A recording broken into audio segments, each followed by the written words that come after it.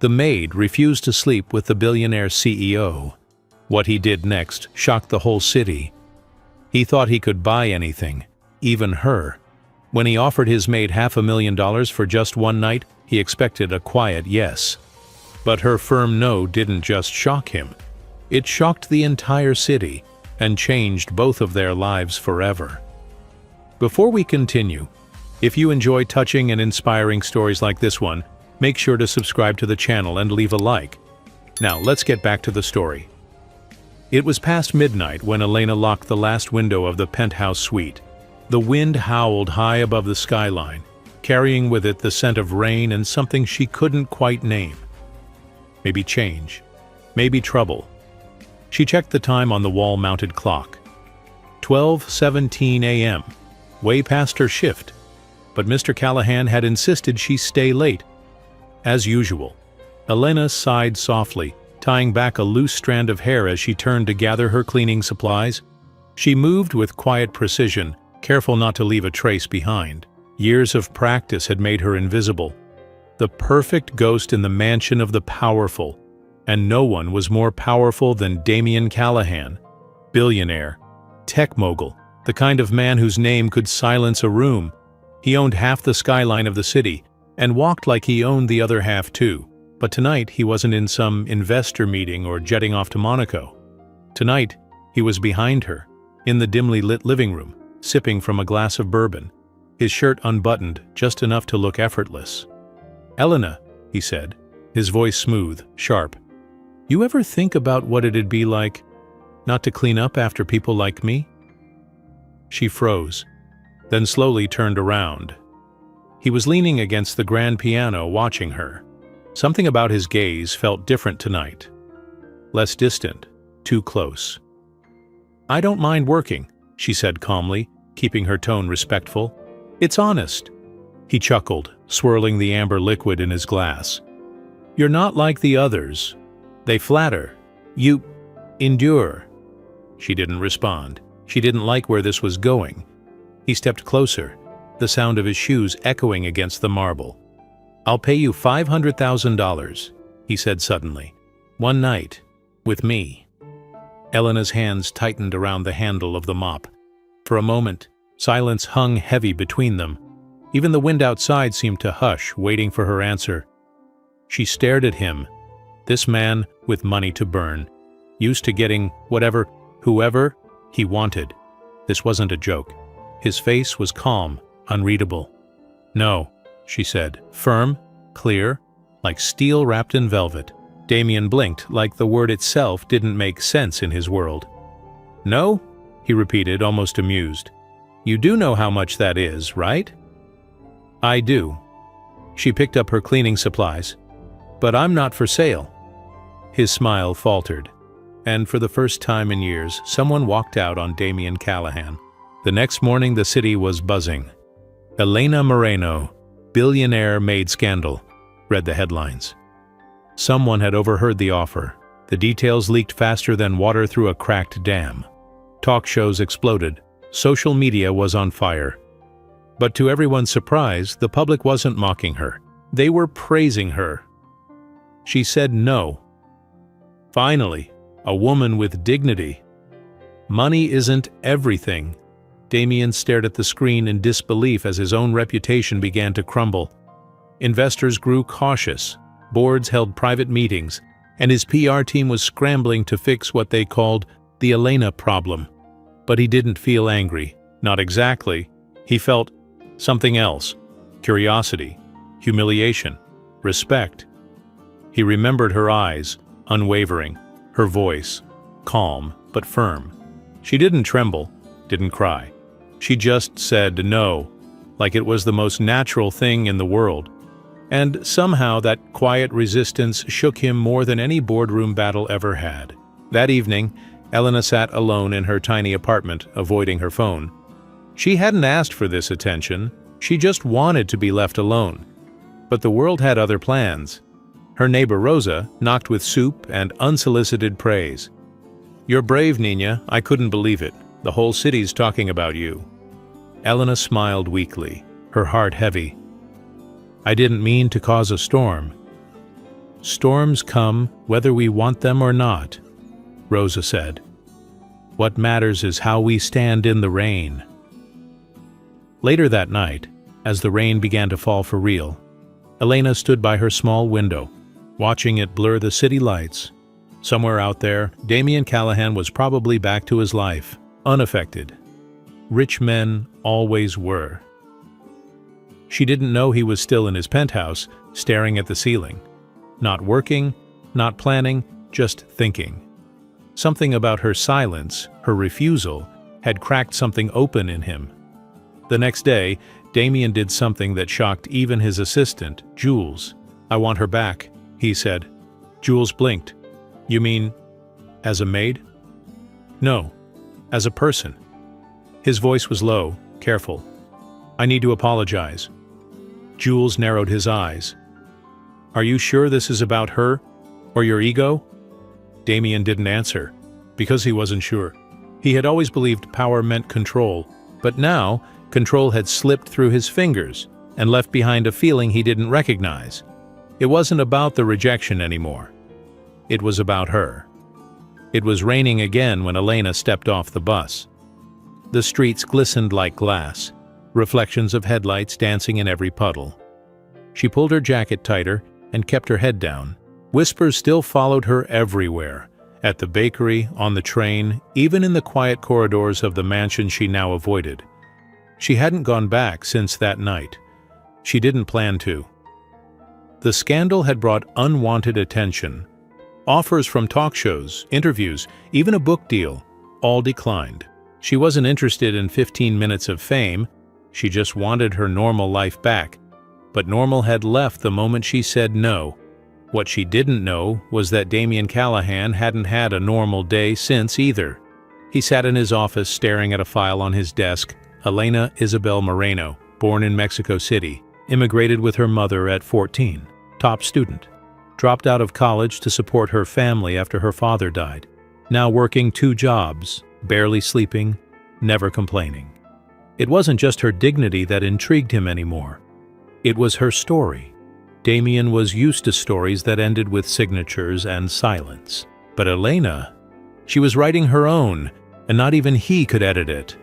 That's when he stood up and said the words that would leave his assistant speechless. "Cancel my meetings. I'm going to see her." Elena was helping Rosa fix a leaky faucet in the hallway when she heard footsteps behind her. Sharp, confident, familiar. She turned slowly, and there he was, Damien Callahan, in her building, soaking wet, no bodyguards, no umbrella, just him. Her heart kicked up a beat, but her face stayed calm. "What are you doing here?" He took a breath. Rain dripped from his coat. "I came to apologize." Rosa backed away silently, eyes wide. Elena crossed her arms. "You think coming here makes this better?" "No," he said. "I don't think anything can undo what I said, but I needed you to hear it from me, not a lawyer, not a press release." She stared at him, trying to decide if this was another power play. But there was something different in his eyes this time. Less arrogance, more regret, he went on. "I've spent my life assuming everyone had a price, that money could fix anything. But you reminded me that respect doesn't come with a check. You didn't respect me, Damien. You tried to buy me like a business deal." "I know." His voice cracked slightly, surprising even him. "I was wrong." For a long moment, neither of them spoke. The rain filled the silence between their thoughts. Then she asked the question that had been sitting on her chest since that night. "Why me?" He hesitated. "Because you didn't look at me like the rest. You weren't afraid of me. You weren't impressed. You just saw me as a man. And I didn't know how to handle that." She looked down. He stepped closer, but not too close. "I didn't come to beg for forgiveness. I came because I realized something." "What?" "I don't want to be the kind of man people fear or admire from a distance. I want to be someone who earns respect, and maybe—" He paused, eyes softening. Maybe that starts with listening to people like you." There was something raw in his voice now, unrehearsed, unpolished, real. Elena didn't say anything. Not yet. Her heart was a storm of confusion. But then she said softly, "You need to go."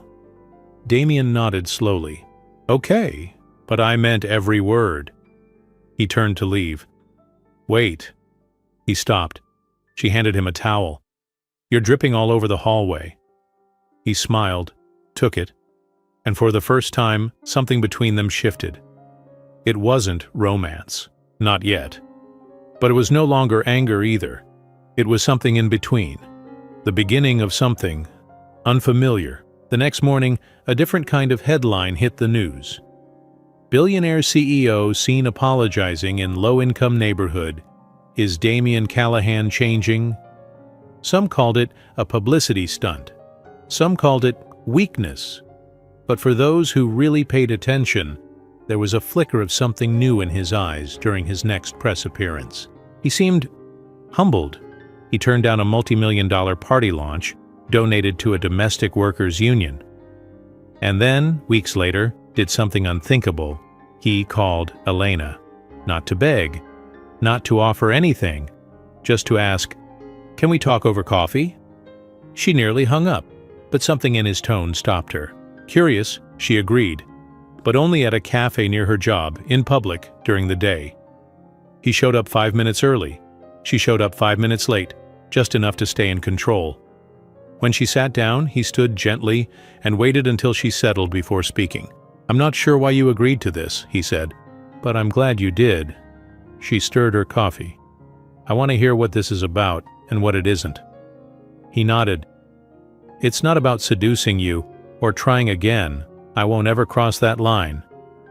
"Good, because you wouldn't get a second chance."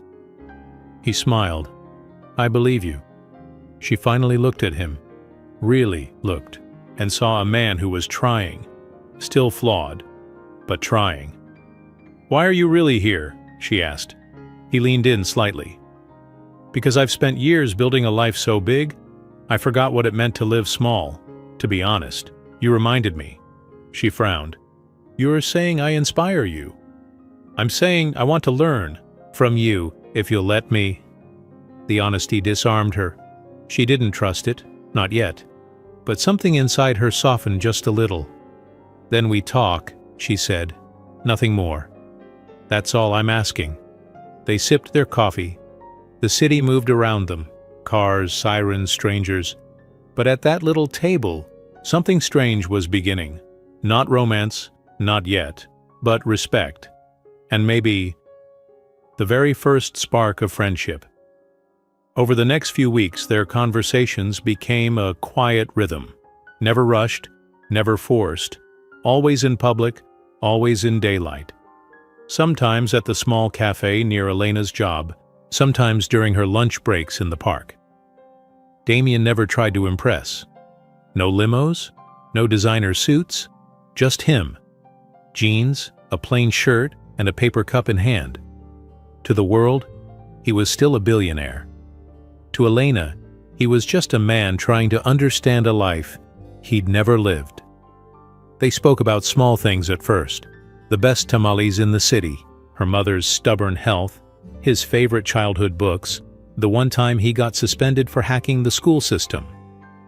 And slowly, almost unknowingly, the conversations got deeper. "What was your father like?" he asked one afternoon. Elena hesitated, looking at the birds fighting over crumbs near the bench. "He was quiet, kind. He worked 2 jobs, taught me how to fix a leaky faucet and say no without raising my voice." Damien smiled faintly. "That last one you're pretty good at." She shot him a look, half amused. "Yeah, well, not everyone listens." He nodded, thoughtful. "I'm trying." She glanced at him. "I know." And he was. More than she expected. At the company, changes started showing. Employees whispered about the new policies, better health coverage, anonymous HR reporting, flexible schedules for single parents. Most didn't believe Damien was behind it. But he was. Quietly. Deliberately. "Why are you doing all this?" Elena asked one day, leaning on the cafe counter where she now picked up weekend shifts. He shrugged. "Because the people who clean our offices, raise our kids, serve our food, they deserve more. You made that clear." She studied him. "You didn't have to listen." "I needed to." But not everyone saw this change as noble. Whispers began to circulate in boardrooms and executive lounges. Some of his partners were growing nervous. One of them, Malcolm Voss, old money, old mind, paid him a visit. "You've been distracted, Damien," Malcolm said, swirling his drink in Damien's penthouse. "People talk." "I'm aware. They say you've gone soft." Damien looked out the window, the city sprawling below. "Maybe I've just started seeing clearly." Malcolm chuckled darkly. "Over a maid?" Damien turned slowly. "She has a name." There was steel in his voice. Malcolm raised an eyebrow. "You're risking your company's image." "If the image was built on arrogance and fear, maybe it needs to break." Malcolm leaned forward. "She humiliated you, Damien, and now she's reaping sympathy points. Be careful, that kind of attention doesn't stay innocent for long." But Damien didn't respond, because deep down he knew the truth. He had been humiliated, and it was the best thing that ever happened to him. One evening, as the sky turned a deep purple, Elena got a call. "Hey," Damien's voice came through softer than usual. Would you come to my mother's foundation gala?" She nearly dropped her phone. "What?" "It's formal, big, you wouldn't be cleaning, you'd be my guest." She stared at the wall. "Why?" she asked. He hesitated. "Because the person I respect most right now deserves to be seen." Her heart fluttered, not with romance, but with something more dangerous. "Hope!" She cleared her throat. "I don't have a dress for something like that." "I'll handle it, no strings." "No trying anything?" "Promise." After a long silence, she exhaled. "Fine. But if I get even a whiff of pity, you won't." The night of the gala, Damien waited by the car, adjusting his cuffs. When Elena stepped out of the building, everything around him slowed. She wore a simple navy gown, not flashy, not dramatic, but somehow stunning. And more than that, she wore it with dignity, not like someone entering his world, like someone who'd always belonged in it and just never needed permission. He opened the door for her. She gave him a look. "I can open my own door." He smiled. "I know, but I wanted to." The gala was grand. Crystal chandeliers, laughter bouncing off the marble, the city's elite in their usual glitter and gold. Heads turned when they walked in together, some in surprise, some in disapproval. And one camera flash, one single photo, was enough to ignite a firestorm by morning. Elena Moreno, from housekeeper to CEO's date? Is this redemption or romance? Callahan's latest scandal or love story? The backlash was instant, not from the public, but from those who felt threatened, and the person who hated it most was someone very close to Damien. Claire Hammond, his ex, socialite, PR specialist, cold as diamonds and twice as sharp. She stormed into his office without knocking. "You're destroying everything we built, Damien." He looked up from his desk. "We didn't build anything." "I did." "Don't play noble," she snapped. "This girl? She's using you. You think it's love, but it's revenge. You humiliated her and now she's milking it." "She hasn't asked me for a single thing," Claire sneered. "She won't need to. Public opinion is already shifting. And the board is watching. Let them watch." Claire leaned in, venom in her voice. "This won't end well. She'll ruin you." Damien stood, calm, steady. "You're wrong." But somewhere inside, a tiny crack formed, because love, if that's what this was becoming, didn't live in quiet conversations forever. Eventually, it had to face the noise. And the noise was only getting louder. The day after the gala, Elena's life changed. Again. Her phone didn't stop buzzing. News outlets wanted statements. Gossip accounts flooded her inbox with questions disguised as compliments. Strangers followed her at the market, whispering like she couldn't hear them. Her world, once simple and quiet, had become a circus. And at the center of it was Damian Callahan. She stood at her mother's kitchen sink, washing dishes slowly, watching the news play in the background. Damian Callahan's mystery date finally speaks? Is Elena Moreno the next Cinderella or a calculated threat? Her mother, Lucia, turned off the TV with a sigh. This is not your life, mija. These people, they eat stories like yours. I didn't ask for this, Elena muttered. I know, but they don't care. Elena dried her hands, her shoulders tight with something between anger and sadness. I thought people would be proud, that I stood up for myself, that I didn't take the money. They were, for a moment. Her mother touched her hand. But the world loves a clean beginning, not a messy middle. Meanwhile, Damian sat in his office, the buzz of tension behind every closed door. The board had called an emergency meeting, not about profits, not about projections, about Elena.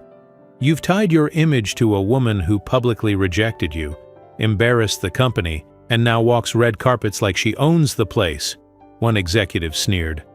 Damian stayed calm. She didn't ask for attention. We gave it to her. You gave it to her, another corrected. This was a personal decision with public consequences. Another added coldly, We're recommending a formal review of your conduct. Damian's jaw tightened. For what? Being seen in public with someone who challenges me to be better? This isn't about your heart, Damian. It's about shareholders. And you're losing them. He stood, voice cool but firm. Then, maybe they're the wrong shareholders. He left the room before they could speak again. His hands shook slightly as he entered the elevator, because despite his confidence, he knew they weren't bluffing. He was risking everything. That night, Elena found a note slipped under her apartment door. No name, just 7 words, scribbled in rough handwriting. Careful who you trust. He isn't clean. She stared at the paper, her heart thudding. Who wrote it? A neighbor? A stranger? Claire? Her phone buzzed again. Another unknown number, another invasive message. She turned it off. Then she turned off the lights, sat on her couch in the dark, and let the silence wrap around her like a shield. What was she doing? She hadn't agreed to date Damian, hadn't kissed him, hadn't even touched his hand.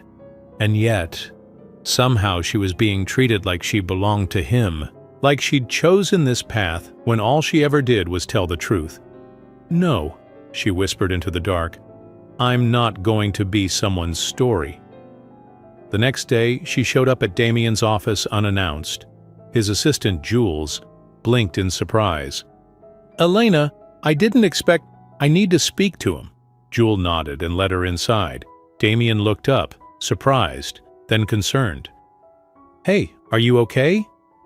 She walked straight to his desk. This has gone too far. He stood. I know, I'm trying to fix it. I don't want you to fix it. Her voice was calm but firm. I want to understand what this is. He paused. You mean us? There is no us, Damian. Not really. Not yet. And I'm not mad at you. But I need to know something. He waited. Is any of this real? He stepped around the desk slowly, his expression open, raw. Yes. Are you trying to win me over? Or just prove something to yourself? I was, he admitted. At first, maybe I just wanted to make it right. But then I started seeing you, and I couldn't look away. She looked down. This feels like a dream I didn't ask for. I don't want you to feel trapped. Then prove I'm not. He frowned. How? Let me go. Damian flinched visibly. Let me walk away. From this, from the cameras, from you, and don't follow me. He looked at her, torn. And if I say yes, then maybe someday I'll come back on my own. The silence that followed felt longer than it was. Then he nodded. Okay. That night, Elena packed a small bag and took a bus out of the city. She left behind the apartment, the headlines, the noise. She stayed with an old friend 2 towns over, in a place with no paparazzi, no tabloids, no glitter, just quiet and space to think. For the first time in months, she woke without dread. And when she did, she realized something had shifted inside her. Not just anger or fear, but grief for the version of herself she lost, and maybe for the version of Damien she was starting to care about. Back in the city, Damien sat alone on the balcony of his penthouse, the skyline blinking like a memory. He didn't call her, didn't text, didn't chase, because for the first time in his life, he understood that love wasn't pursuit. It was permission, and respect meant waiting, even if it broke you. 3 weeks passed. The city moved on, as cities always do. New scandals replaced old ones. Headlines changed. But for Damien, time didn't blur anything. Every morning he still made 2 coffees. Only one got cold. Jules noticed the shift. Damien still worked, still showed up, but with a quietness that hadn't been there before. He'd stopped checking the news, stopped answering questions about the girl, because deep down, he knew she wasn't the girl. She was the choice, and she had made hers. Meanwhile, 2 towns away, Elena spent her mornings helping at a local bookstore, her afternoons volunteering at a school for immigrant kids. The peace settled her, slowed her thoughts, but it didn't erase the ache. Every time the bell above the door rang, her heart hoped it was him, and hated itself for hoping. Then one afternoon, her friend Mila handed her an envelope. "No return address," Mila said. "Looks personal." Elena opened it, cautious. Inside was a photograph, faded, folded gently. It was the piano in Damien's penthouse, with a note taped to the keys. Still waiting for the music. No name, no pressure, just presence. She stared at it for a long time, and without realizing it, smiled. Back in the city, Damien sat in a small community board meeting, not a tech conference, not a gala. A room of everyday workers talking about housing issues, healthcare struggles, and long shifts. He didn't speak, just listened. One of the women, a janitor named Miriam, glanced at him. "You're him, right? The rich guy with the scandal?" He met her eyes. "Yeah, that's me." "You don't look like the photos." "That's probably a good thing." She studied him. "You staying for the next meeting?" He nodded. "If you'll have me." Her lips twitched. "Well, bring snacks next time. We like people who bring snacks." He chuckled. "Noted." That evening, Elena packed a bag. Again. But this time, it wasn't to escape. It was to decide. Not out of pressure, but out of peace. She took the late bus, watched the city lights grow closer like stars drawing near. And when she stepped off at the old downtown terminal, the air smelled familiar. But she felt different. She wasn't the same girl who had left. Now, she was someone who'd found her voice, and she was ready to use it, wherever it led. Damien was locking up his office when he saw her, standing by the glass doors, hair tied back, bag slung over one shoulder. He froze. She didn't smile, she just looked at him. "Hi." He opened the door, slowly. "Hi." They stared at each other for a moment, suspended between all the words left unsaid. Then she spoke. "I didn't come back for you." He nodded. "I came back for me," she said, "because I don't want to run from things that are hard. I've done that enough." He waited. "But I still need to know." Her voice softened. "Have you changed because of me? Or for me?" He stepped closer. "I changed because I saw the world through your eyes," he said. "And once I saw it, I couldn't unsee it." She studied him, not just the man in front of her, but the space between who he'd been and who he was now. And for the first time, she took a step forward, not toward a fantasy, but toward a possibility. They walked together that night, through the quiet streets, past the corners where the city used to whisper about them. Now, it didn't matter what the city said, because for once neither of them needed the world's permission to feel something real. They stopped near the river. "I don't know where this goes," Elena said. "I'm not promising anything." Damien nodded. "I'm not asking you to, but I'm willing to try," she added. "If we keep it honest, equal, no fairy tales." "No castles," he agreed, "just small steps." She looked at him. Then, finally, reached for his hand. It was the smallest gesture, but it meant everything. The next morning, the city woke to another headline. Callahan Foundation to launch housing program for domestic workers. No pictures, no scandals, just action. And at the launch event, while Damien gave a brief speech, Elena stood in the crowd, not behind him, not beside him, but in her own space, as herself, whole, free, and finally seen. For a while things felt quiet, not perfect, not dreamy, but real. Elena and Damien moved carefully, like two people rebuilding trust, one honest moment at a time. There were no late-night confessions or sweeping gestures. Instead, it was coffee before work, long walks without cameras, conversations that didn't always end with answers, but never ended with silence. Still, not everyone liked this new version of Damien Callahan, especially not the ones who benefited from the old one, and one of them wasn't done yet. Claire Hammond watched the live stream of the housing initiative from her office, a glass of wine in one hand, a cold smile on her face. She knew Damien better than anyone. He was playing the long game, whether he admitted it or not. But Elena? She was just the latest pawn. And Claire hated losing to a pawn, so she made a call. "I need you to pull everything you can on Elena Moreno. School records, work history, immigration status, anything with teeth."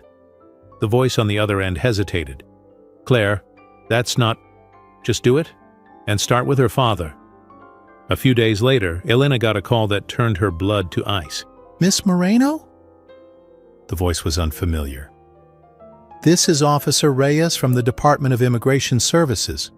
We've received an anonymous tip regarding your late father's work history and your family's naturalization process."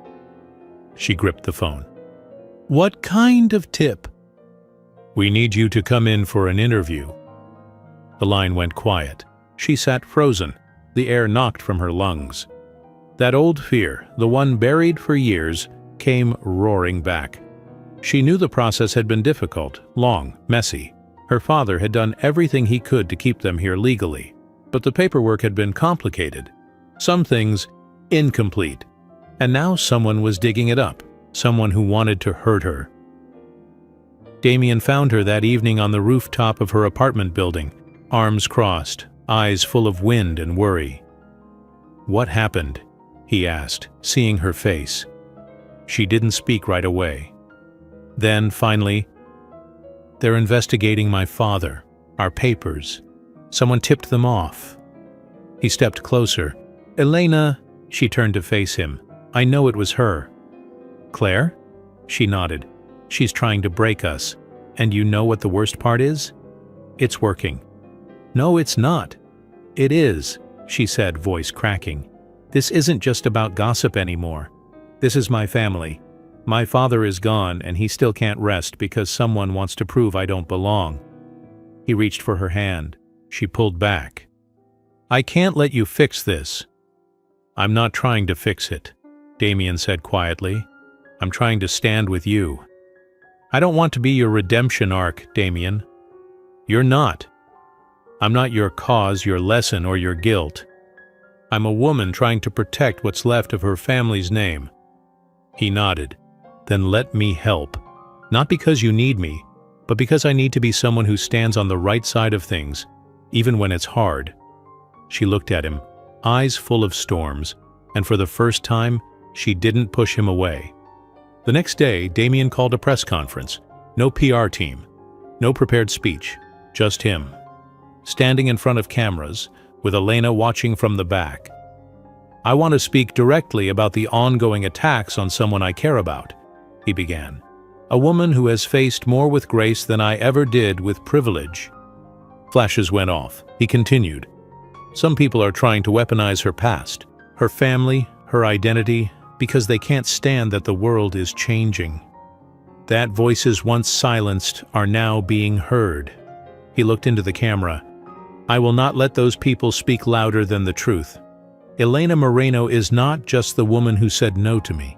She is the woman who taught me how to say yes. To compassion, to equity, to decency." The room was silent. "I will cooperate fully with any investigation, but if you want to come after someone, come after me. Leave her family out of this." He stepped down. Didn't smile, didn't bow. Just walked straight out, to where Elena stood, waiting. This time it was her who took his hand, and didn't let go. Later that night, she sat beside him on the floor of his living room, not in a dress, not in silence, but in her worn-out jeans, sharing takeout straight from the containers. "Why do you look so calm?" she asked. "Because I know something now." "What?" "That the strongest people in this world aren't the ones with money. They're the ones who keep going after being told they shouldn't even be here." She leaned back quietly. Then, "My father once told me, if they ever try to break you, make sure they only break your silence, not your spirit." Damien looked at her. "You've done both." The investigation hit a wall. No wrongdoing was found. Elena's record and her father's were clean. But the attempt made headlines. And this time, the city didn't turn on her. It turned with her. Protest signs popped up. "Let her stay." "We are Elena." "Truth can't be deported." And Claire? She disappeared from the spotlight entirely, because sometimes, the louder the lie, the harder it falls. The city had changed, or maybe it had just woken up. Billboards still flashed tech ads and luxury brands, but now, on subway walls and cafe napkins, in student notebooks and workplace chatter, there was a different kind of story being told. It wasn't about scandal anymore. It was about respect, about a woman who said no and meant it, about a man who listened and changed. And together, they had done something no PR campaign ever could. They made people believe that dignity mattered more than dollars. Months had passed since the storm. The headlines had quieted. The protests had turned into programs, and Elena had returned to her life. But not the one she left behind. She no longer worked as a maid, not because she was ashamed of it, but because she had grown beyond it. Now, she was the director of community development for the Callahan Foundation, the very organization she once cleaned for. Her first proposal? A grant program for domestic workers seeking education. Her second? Free legal assistance for immigrant families navigating citizenship. And Damien? He never stood in front of her, only beside. He stopped asking, "How do I fix this?" and started asking, how can I help? He sold 2 properties, cut ties with investors who prioritized image over integrity. And most shocking of all, he began mentoring young entrepreneurs from underserved neighborhoods, quietly, without fanfare. When someone once asked him if he did it for Elena, he said, "No, I did it because of her." There's a difference. But even with peace returning, there was one thing left unsaid between them. One thing hanging in the air like a note waiting to be played. They had built trust, partnership, friendship. But was it love? Or just something that looked like it? They never rushed to answer it. Until one evening, under a soft orange sky, Elena invited Damien to the same rooftop where she once told him to let her go. He arrived, breath visible in the autumn air. She was already waiting, a blanket draped over her shoulders, 2 mugs of hot chocolate in her hands. He smiled. "Is this a setup?" She handed him a mug. "You'll survive." They sat on the ledge, legs dangling above the city. For a while they just watched, taxis below, laughter echoing from a nearby balcony, life pulsing steadily through the streets they both now saw differently. Then she spoke. When I met you, I thought you were the worst kind of man." He chuckled, nodding. "I was. You treated people like things. You asked for things you hadn't earned." He nodded again. "But then—" She paused, glancing at him. "You surprised me, not by apologizing. Anyone can do that. You surprised me by changing when no one was watching." He didn't say anything, just looked at her, fully. "I didn't come here to give you an answer," she added, "because this isn't a fairy tale. There's no magic ending." He nodded slowly. "I don't need a fairy tale. But," she said, "if I'm going to love someone, it has to be someone who sees me, stands with me, and doesn't flinch when I say no." Damien's voice was low. "Then I hope you keep saying no, because every time you do, you teach me something." She smiled. That quiet, unmistakable smile he had waited months to see again. Then finally, she whispered, "This time, though, I'm saying yes." His eyes softened. "To what?" She leaned in, pressing her forehead lightly against his. "To seeing where this goes." He closed his eyes, and in that moment, there were no contracts, no expectations, no cameras. Just two people who had been broken, rebuilt, and found in each other not rescue, but recognition. He kissed her gently, not like a man claiming something, but like a man receiving something precious. And for the first time, Damien Callahan, billionaire, CEO, survivor of scandal, understood what it meant to belong. 1 year later, the Callahan Foundation opened a new center. Not named after Damien, not branded, just called the Elena Project. A place for those who've been silenced, overlooked, or underestimated to find voice, power, and opportunity. At the ribbon cutting, Elena stood at the microphone. No heels, no designer dress, just her. "Some people say this started with a no." She smiled. "But really it started with a decision to never let anyone decide who you're allowed to be." The crowd applauded. Damien stood beside her, clapping like everyone else, not as her boss, not even as her boyfriend, but as someone finally proud of the man he'd become. Because in the end, the greatest power isn't money. It's choosing who you are, no matter who's watching. And sometimes, the most life-changing love story starts with a rejection and ends with respect. The end.